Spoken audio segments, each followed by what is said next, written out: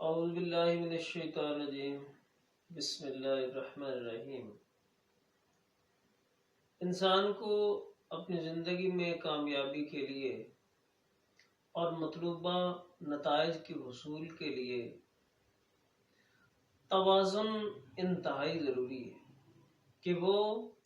اپنے معاملات میں، اپنے کاروبار میں، اپنی سوچ میں توازن پیدا کرے۔ توازن چونکہ انسان کی ساری زندگی کی ضرورت ہے، اسی لیے ہمارا جو دین ہے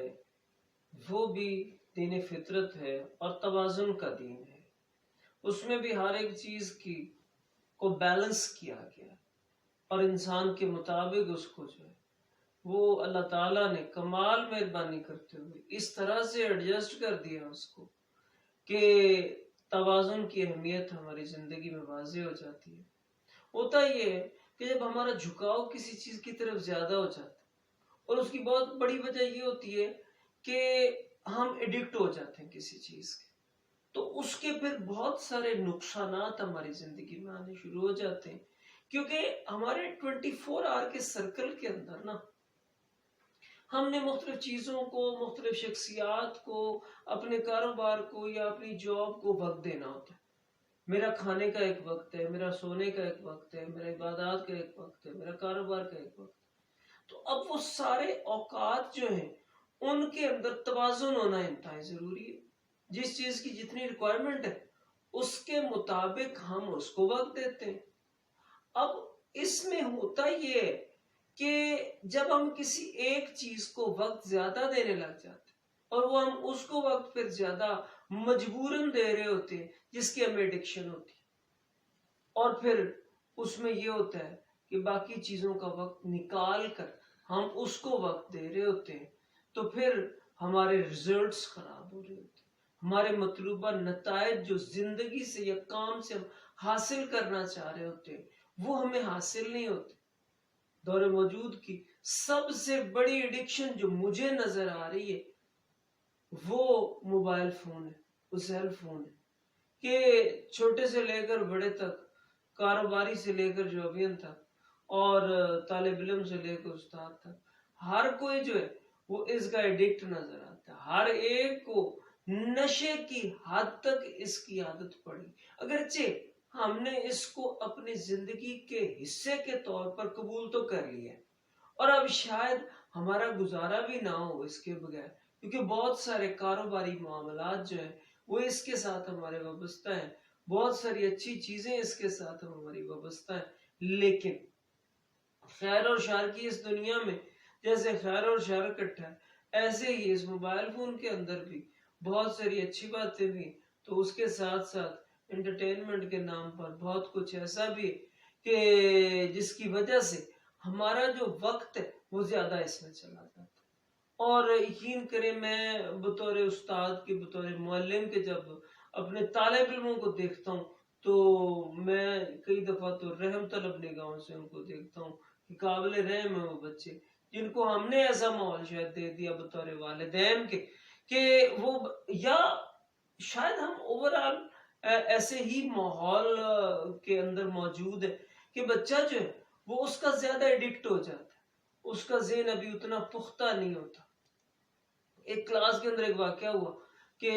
میں پڑھانے کے لیے گیا، بچہ تھوڑا دیر سے آیا، آتے ہی جا کے پیچھے بیٹھا، اور بیٹھتے ہی سب سے پہلا کام جو اس نے کیا ہے، لیکچر شروع ہو چکا ہے اور وہ اس نے یہ کیا کہ اس نے اپنی پینٹ کی جیب سے جو موبائل نکالا۔ اب میں دیکھ رہا تھا، میں کھڑا پڑھا رہا تھا اس کو،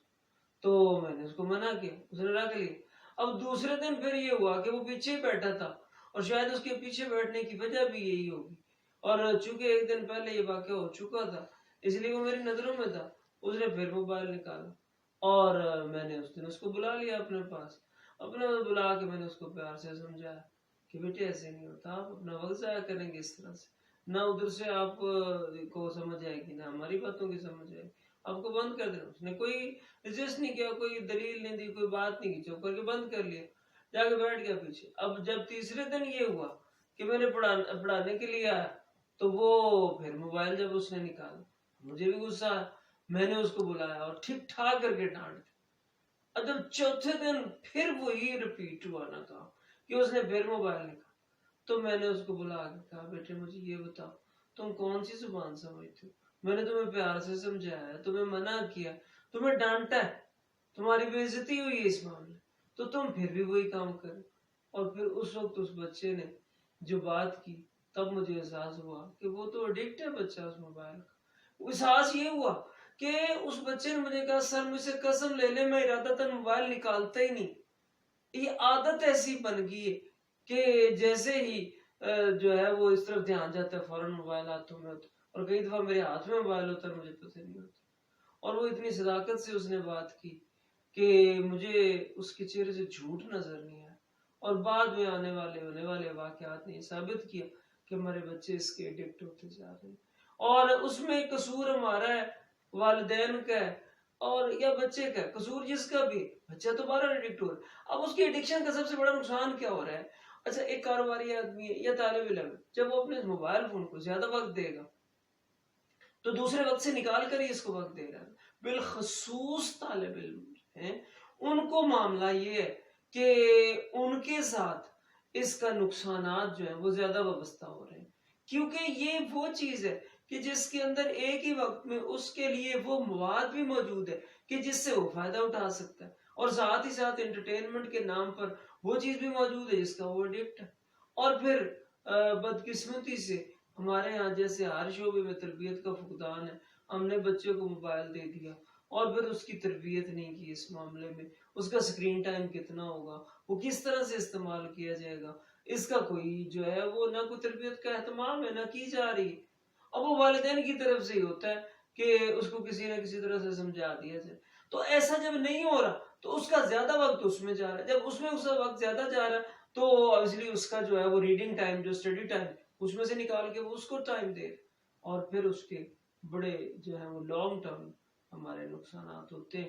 اور ہمیں سوچنے کی ضرورت ہے اس وقت کہ ہم کیا کریں۔ ہمارے یقین کریں بہت سارے ایسے حادثات ہیں کہ جو رپورٹ ہوتے ہیں کہ جو صرف اس کی وجہ سے ہو جاتے ہیں کہ ڈرائیور کا دھیان جو ہے ادھر چلا جاتا ہے۔ تو اس لیے ہمیں کسی نہ کسی لیول پہ جا کے تو سوچنا ہے کہ آخر کب تک ہم یہ نقصانات برداشت کرتے رہیں گے، اور آگے آگے یہ بات بڑھتی چلی جا رہی، کہیں رکتی نظر نہیں آ رہی۔ اللہ کرے کہ ہم اس سے بچنے والے بن جائیں اور اس کے نقصانات جو ہیں وہ کم سے کم ہو جائیں۔ اللہ ہم سب کو عمل کرنے کی توفیق